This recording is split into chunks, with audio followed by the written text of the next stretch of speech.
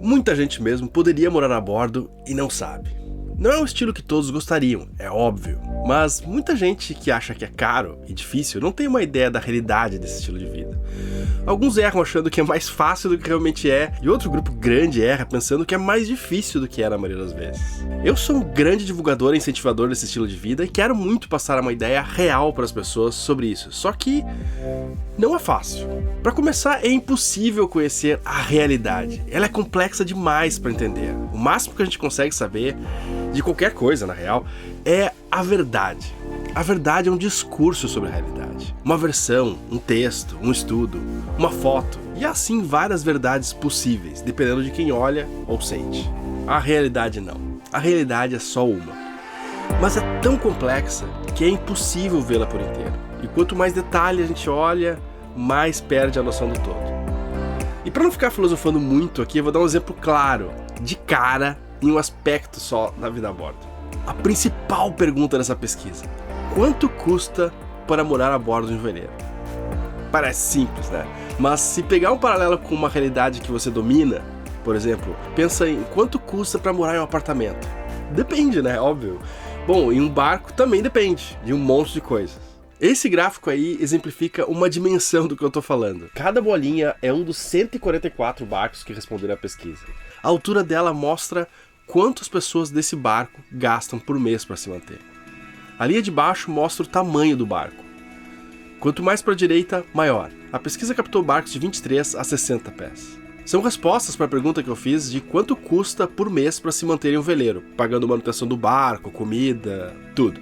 Obviamente não tá aí o custo do veleiro, né, que para começar a morar a bordo você vai ter que ter um. E a média, se você tá com pressa de saber, é R$ 4.658,20. O que, segundo o site da Cashme, baseado em uma pesquisa da Mercer, deixa essa média de custo de vida meio parecida com as capitais brasileiras. É óbvio que em um país como o Brasil não dá para dizer que é uma vida que todos poderiam bancar, infelizmente. Mas é uma vida que muitos mesmo poderiam. E falar que quem mora em um veleiro é milionário não encontra base na realidade. O custo de vida de quem mora em um veleiro aumentou de R$ 3.604 para R$ 4.658. Subiu abaixo do índice de inflação GPM, no período desses 2 anos entre uma pesquisa e outra, que acumulou 44%, que jogaria ele para R$ 5.177. Mas corrigindo pelo IPCA, que nesse caso talvez tenha mais sentido do que na outra pesquisa, por se tratar de custo de vida, alimentação, saúde, etc., subiu mais que a inflação, que foi de 15,84%. no mesmo período. E daria um valor hoje de R$ 4.174. Mas é difícil dizer se realmente subiu o custo porque os itens que compõem esse custo ficaram mais caros ou porque o nível de vida da galera que está morando a bordo hoje é maior, tem mais dinheiro. Isso é um dado importante, mas ainda não é conhecimento. Porque algumas dessas bolinhas aí tem uma só pessoa morando, outras tem 4. Algumas consertam tudo em seu barco, outras chamam um profissional para qualquer coisa. Elas podem estar em regiões diferentes, ter estilos de vidas diferentes. Se você se contenta com uma pequena lasca da realidade, uma verdade frágil que generaliza demais, que atropela detalhes que mudariam totalmente como esse estilo de vida se aplicaria a você, bom, o vídeo acabou aqui. Agora, se você quer entender mais, chegar mais perto de uma percepção mais completa, mais próxima da realidade, ou seja, uma verdade que funciona mais, bom, vamos ver outras pistas. Quanto maior o barco, mais se gasta para se manter ele. Esse outro gráfico que coloca o ano de fabricação embaixo já quebra algo que seria mais intuitivo de que em barcos novos se gasta menos em manutenção. Quando na verdade, em todas as pesquisas que eu fiz apareceu claramente o contrário. Quanto mais novo o barco, mais se gasta. Isso já é uma informação que pode mudar muito os planos de quem quer morar a bordo. Agora eu vou teorizar aqui por que isso acontece. Em primeiro lugar, quem tem um barco novo tem mais dinheiro. Um barco novo é mais caro e de repente um reparo estético que custaria R$20 mil em um barco de 100 mil tem menos sentido de ser feito do que em um barco de 2 milhões. Talvez o barco de 2 milhões se desvalorizasse uns 200 mil sem esse reparo. Então a chance dela ser feita é maior. Outra questão é que um barco tem muitos sistemas que não necessariamente vêm do estaleiro e que vão sendo instalados com o tempo e conforme o proprietário sente necessidade. Mas passados alguns anos há mais uma manutenção desses sistemas e já não tem mais muita coisa nova a ser instalada. Então não necessariamente os barcos novos dão mais problema, a pesquisa não diz isso. Ela diz que se gasta mais com manutenção, até porque há muitas maneiras dessa manutenção ser feita, e a gente vai entender isso daqui a pouco. O tempo morando a bordo, segundo esse outro gráfico, diz bastante sobre os gastos que se fazem em um barco. No início se gasta muito mais, e isso tem algum sentido se a gente comparar com o gráfico do ano de fabricação dos barcos, que a gente viu agora há pouco. Muita gente na pesquisa anterior, há 2 anos, me perguntou se esses dados eram referentes a 1 ou a 2 pessoas. Eles são referentes a famílias, ou barcos, considerando que cada barco provavelmente mora uma família. Porque o custo por pessoa é um pouco difícil de definir. Nesse gráfico dá para notar as diferentes médias entre pessoas morando sozinhas e casais, que é o número de pessoas mais típico que se encontra morando em veleiro na pesquisa, um casal. Dá pra ver que um casal morando a bordo tem uma média maior, mas não o dobro, porque apesar do custo de vida para 2 pessoas ser maior, obviamente, o custo de manutenção do barco não altera muito. É por volta de 50% a mais do que alguém morando sozinho, então eu achei melhor não falar em um custo por pessoa. A mediana da quantidade de pessoas que achamos morando nos veleiros nessa pesquisa é de 2 pessoas, então leve em consideração sempre que falamos de um casal morando em um veleiro. A média foi 1,8. Se você pegar os dados da pesquisa e quiser saber para uma pessoa esses custos, reduz aí uns 30% de tudo que a gente falar, que vai dar mais ou menos isso. Nesse gráfico dá para ver que a maioria, 52% dos barcos, moram casais. Pessoas sozinhas, 35%, e o restante entre 3 ou 4 pessoas. Uma das coisas que certamente influencia demais no quanto alguém gasta para morar a bordo é a quantidade de manutenção que a tripulação mesmo faz, sem chamar profissionais para realizar. Dos que moram a bordo, 21% consertam tudo em seus barcos, e 43% consertam 3/4 dos problemas que aparecem. Os dois juntos somam 64%, diferente dos velejadores em geral, em que esses 2 grupos somam 49%. Quem mora a bordo, obviamente, tem mais tempo de estar ali no barco fazendo essas coisas, porque mesmo que trabalhe e tal, mas ele está sempre ali no barco. E isso, é claro, tem um impacto significativo nos custos de manutenção.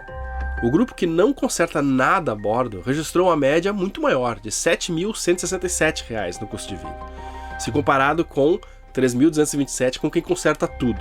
O jeito que você para o barco também, que você estaciona o barco, influencia pra caramba, óbvio. Os moradores de veleiros que pararam em uma marina, num pier, gastaram em média R$ 6.100 no seu custo de vida. E quem para na âncora, R$ 4.908. Observa que tem muitas nuances aí. Talvez quem tenha mais dinheiro naturalmente tenha mais condições de parar em uma marina, especialmente em um pier. Talvez o Ubatuba, onde está boa parte dos barcos que aparecem aqui em Poitas Próprias, tenha um custo de vida mais baixo, puxando o custo desse grupo. Só para dar um exemplo de como é difícil tirar verdades disso, mas nos dá uma ideia. Mesmo com essas análises de um grupo X tem mais dinheiro e tal, dá para ter uma ideia de como a sua vida se encaixaria melhor num ou no outro. Aliás, nesse gráfico dá para ver que pier em uma marina e Poita Própria são os tipos mais comuns de parar o barco para a maioria dos velejadores que moram a bordo, de 31% e 26% respectivamente. E em terceiro, com 18%, na âncora. Isso mudou bastante de 2 anos atrás, quando 35% das pessoas que moravam ancorados, praticamente o dobro do que hoje. Parece ter havido uma migração de um para outro, da âncora para a Poita Própria. É claro que cada modo de parar o barco tem seus custos, já que no pier você está pagando por uma estrutura e também um conforto muito maior, o que funciona especialmente para quem fica em uma cidade só e não é nômade. Dentro desse custo de vida que já está incluído, né, na média, quem mora em um pier tem gasto R$ 1.574 mensais. Na Poita, a média é um pouco menor, R$ 1.217. Eu particularmente gosto muito de parar em Poita, e na âncora, que é gratuito também. Algumas pessoas que pararam na âncora colocaram algum custo também quanto à docagem do barco, e eu imagino que seja porque em períodos quando vão viajar, e acabam deixando alguns dias o barco em uma marina. Mas isso é uma média, sem diferenciar regiões, tamanhos de barcos. Se você quiser mais detalhes sobre os custos médios de ancoragem do Brasil, é legal ver o episódio 228. Lá tem eles por regiões de forma bem mais completa. Nesse gráfico de dispersão, que tem o valor versus o tamanho do barco, dá para notar que quando você olha essa média de perto, esse valor muda muito. Há várias realidades diferentes. Lembrando que cada um aí é um barco. O custo para se manter um veleiro é talvez a maior preocupação de quem quer entrar nesse mundo, tanto para morar a bordo quanto para usar nas folgas com a família, que é o que a maioria dos velejadores fazem. E pode mesmo ser bastante complicado para entender. Aprender como cuidar de um barco. Eu espero que essas pesquisas te ajudem a entender isso melhor, mas eu sei que mesmo assim, mesmo com todas as informações, é um certo salto de fé. Você pegar muito dinheiro da sua economia e jogar num barco sem nunca ter tido um antes, E você vê essa média bonitinha, mas não sabe se uma falha inesperada, um fornecedor errado não vão jogar você pro topo de um gráfico de dispersão e gastar muito mais do que a média que eu coloquei aqui. Uma coisa que tem crescido muito nos últimos anos é a posse compartilhada de veleiros, o que tem todo sentido, já que quase a maioria dos veleiros fica sem navegar, absolutamente sem ninguém durante a maior parte do tempo. Então, ter um barco entre 4 ou até 8 pessoas pode fazer muito sentido, principalmente para quem usa uma vez por mês, por exemplo. Ou para quem quer, antes de arcar com o valor total de um barco antes de morar, conhecer esse universo antes, sentir a febre, ver se vai gostar e vender a sua cota mais tarde e aí sim comprar um barco só seu, ou descobrir que não era sua. E é óbvio que charters também ajudam você a ter uma ideia, mas no charter você não é dono. E ser dono de um barco ensina pra caramba. Se você pode ser dono junto com outras pessoas experientes, que sabem o melhor caminho para fazer a manutenção, que estão ali para dividir os custos com você, é possível aprender sem tanto risco. No outro vídeo da pesquisa eu falei que gostaria de uma parceria para poder imprimir esses gráficos que eu fiz, dessa pesquisa e da outra. Tornar isso um material de referência e mais fácil de consultar. E a Flipboat, que é uma empresa muito profissional na compra e na administração de veleiros compartilhados, entrou junto comigo para levar essa pesquisa mais longe. E eu estou muito feliz com essa parceria. Eu fiquei impressionado com o profissionalismo que eles organizam tudo. Tem um aplicativo onde você agenda quando vai usar o barco, planilhas detalhando tudo o que acontece com o seu veleiro, e você ainda pode ter um barco em Ubatuba e outro em Paraty, por exemplo. Se ao invés de você comprar 1/4 de uma embarcação, comprar 1/8 de 2 delas. Dá pra escolher onde você vai velejar cada vez que descer a serra. Fica ligado nas mídias sociais deles, tem aqui o canal deles no YouTube e também o Instagram, e tá lá na descrição também para você clicar, que a gente vai divulgar muitos dados inéditos da pesquisa por lá. Tem muita coisa que a gente não cruzou dados ainda e que ainda não processou, e a gente vai jogar lá muitas informações importantes para você.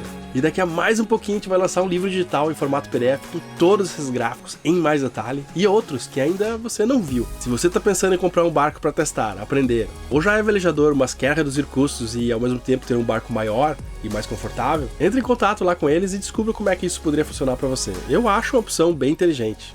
E muita gente pergunta de onde vem o dinheiro desse pessoal que mora a bordo.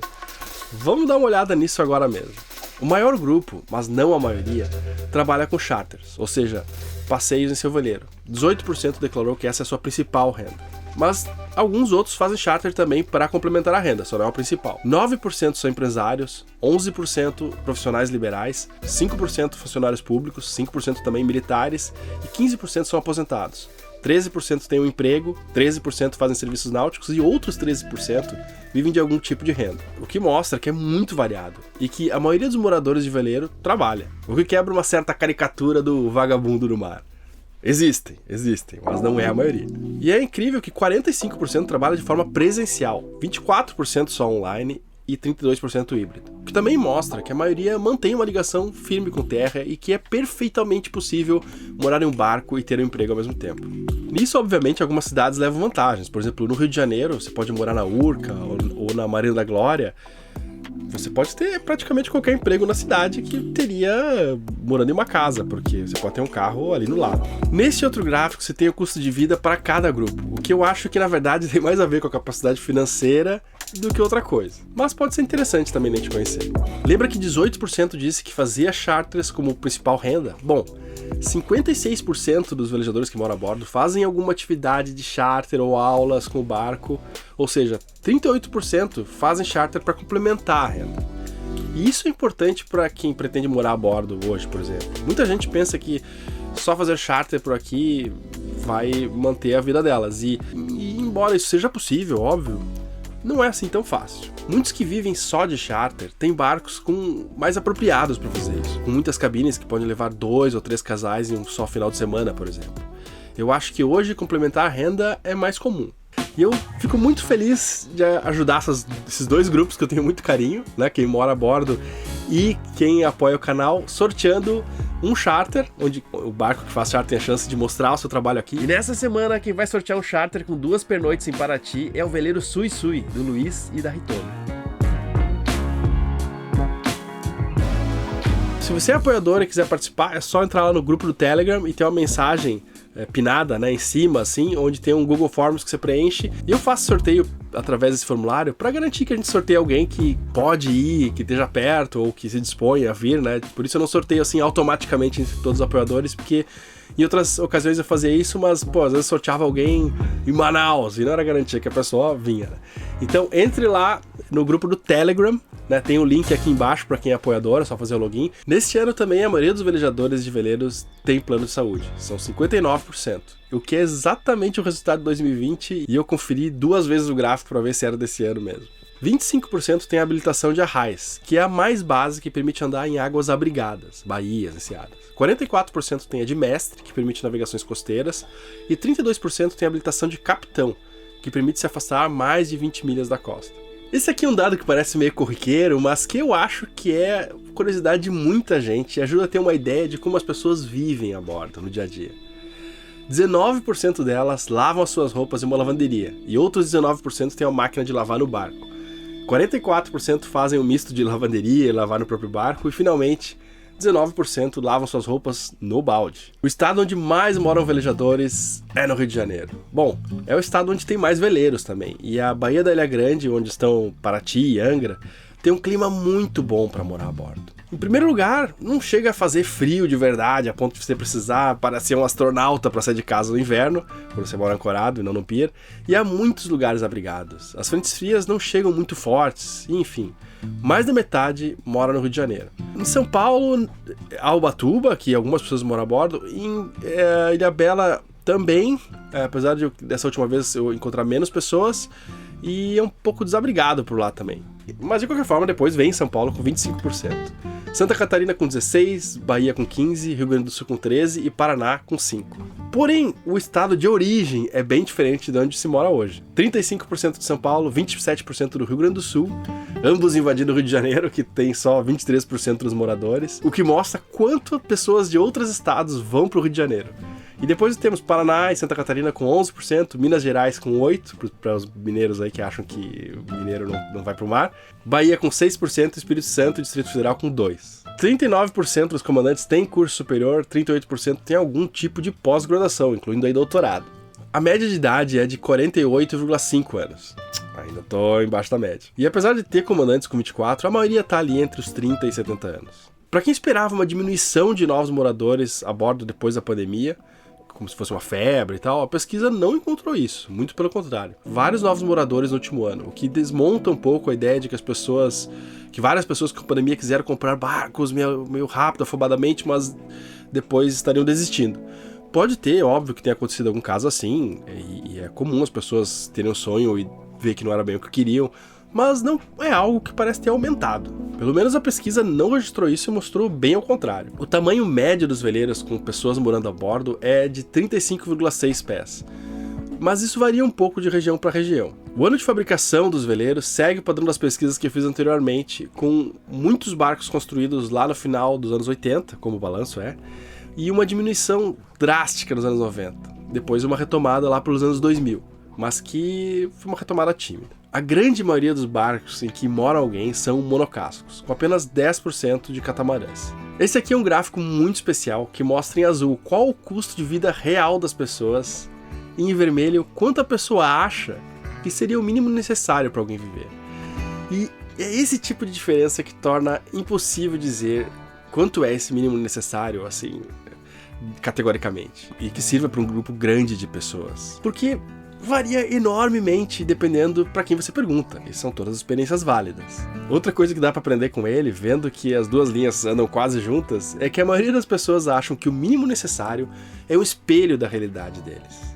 Especialmente até o grupo que gasta R$6 mil por mês. Mesmo quem tem a sorte de poder ter um custo de vida de R$25 mil por mês, acredita que o mínimo necessário é R$20 mil, sendo que a média não chega aos 4.300. E eu espero que isso dê a você a ideia do quanto é difícil de dar essa resposta e a responsabilidade de dar uma resposta definitiva, sem matar um sonho ou iludir alguém. A resposta, na real, tá aí dentro. Olhando dentro de você, com todo esse conhecimento compilado de 146 velejadores que responderam à pesquisa. A maioria segue muito confiante que ainda vai continuar com o barco a médio e longo prazo, quando perguntado qual o grau de confiança de uma escala de 1 até 5. 70% pretende um dia velejar para fora do Brasil, e em geral estão muito satisfeitos com a vida a bordo, como você pode ver nesse outro gráfico. E por fim, apenas 13% dos entrevistados pretendem voltar à Terra.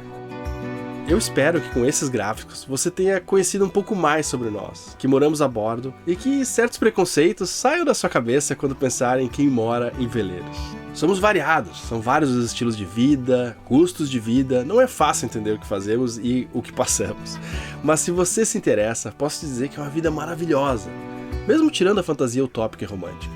É realmente muito bonito, e não vai tirar todas as suas oportunidades da vida. Dependendo de como você escolher fazer isso, pode ser que seja absolutamente igual, ou quem sabe até abrir novas portas, novas ideias. Mas é bem possível que a sua vida mude bastante. Bastante mesmo. Às vezes não porque é necessário, mas porque você vai mudar tanto que você mesmo vai querer. Se você assistiu até aqui, eu fico muito feliz que esse tema te interessa. Esse foi um vídeo muito especial, que eu acho que tem uma utilidade muito grande para as pessoas.